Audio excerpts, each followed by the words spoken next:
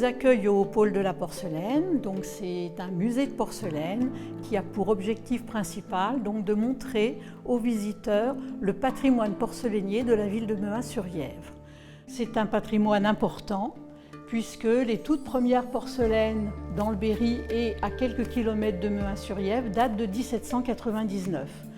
Nous ici, ce que l'on propose aux visiteurs, c'est en fait une rétrospective d'une production d'artistes qui ont travaillé dans l'usine Pili-Huit entre 1854 et 1914.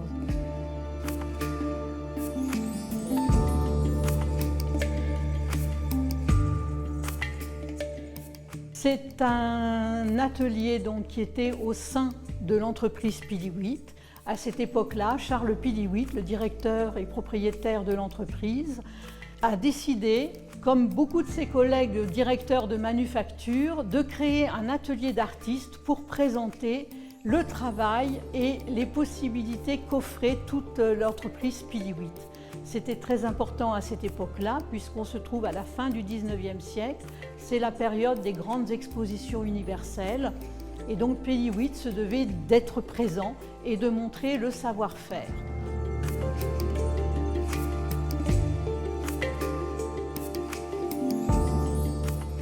C'était en fait une mini-usine à l'intérieur de l'usine qui vivait en autonomie totale, où les artistes, modeleurs, sculpteurs, décorateurs travaillaient sur un objet ou sur des objets.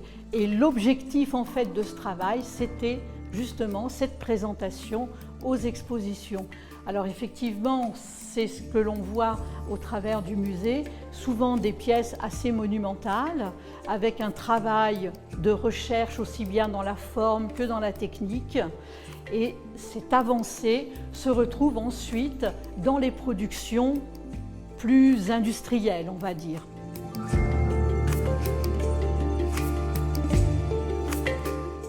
L'usine employait un peu plus de 1000 personnes, donc c'était quelque chose de considérable. Et donc il fallait être présent partout, en France, mais dans le monde entier. Les expositions se tenaient à Londres, à New York, à Chicago, un peu partout dans le monde. Et c'était la vitrine de la manufacture, vu que la publicité n'existait pas vraiment en tant que telle. Et c'était vraiment le seul moyen de se faire reconnaître à l'extérieur.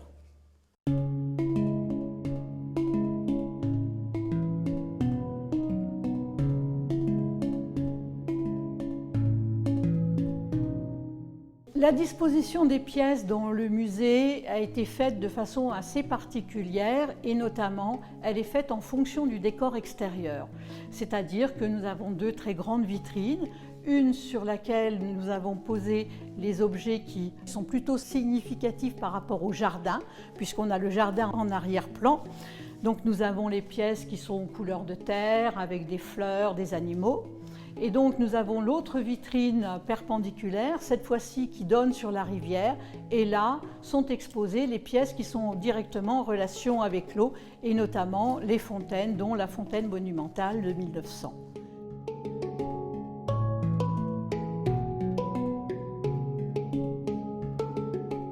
À la fin du XIXe siècle, la porcelaine commençait à être un produit à forte valeur ajoutée, c'est-à-dire qu'il était un produit de luxe quelque part, et donc la clientèle de l'entreprise restait quand même une clientèle assez bourgeoise, puisque effectivement un service, une commande spéciale pouvait atteindre des prix quand même assez conséquents, puisque c'était fait à la demande, il n'était pas en série. Donc on est vraiment sur une clientèle donc bourgeoise, voire aristocratique. C'était vraiment le cadeau de mariage. À cette époque-là, on avait en cadeau de mariage deux services, un pour les grandes occasions, un pour tous les jours. Et on l'avait pour toute la vie. Aujourd'hui, les choses ont beaucoup changé.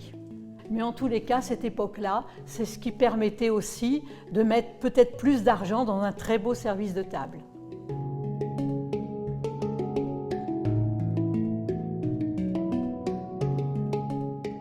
Après la guerre, les choses ont évolué, évidemment, et à partir de 1914, donc, l'usine Pili-Huit a fermé son atelier d'artiste et s'est tournée après vers le côté très industriel, notamment dans tout ce qui était électrique, sanitaire. et puis après faire une vaisselle plus bon marché, et puis surtout se tourner vers la vaisselle professionnelle, ce qui est un créneau très important. Ils avaient commencé à la fin du 19e siècle, puisqu'à cette époque-là, c'est l'essor des grandes brasseries parisiennes. On allait toujours souper après le théâtre. Et donc, vraiment, Piliwit s'est engouffré dans ce créneau et ne l'a jamais perdu. En fait, il a toujours gardé ce créneau de vaisselle professionnelle. Aujourd'hui encore, il équipe un grand nombre de 3 étoiles sur Paris et dans le monde entier.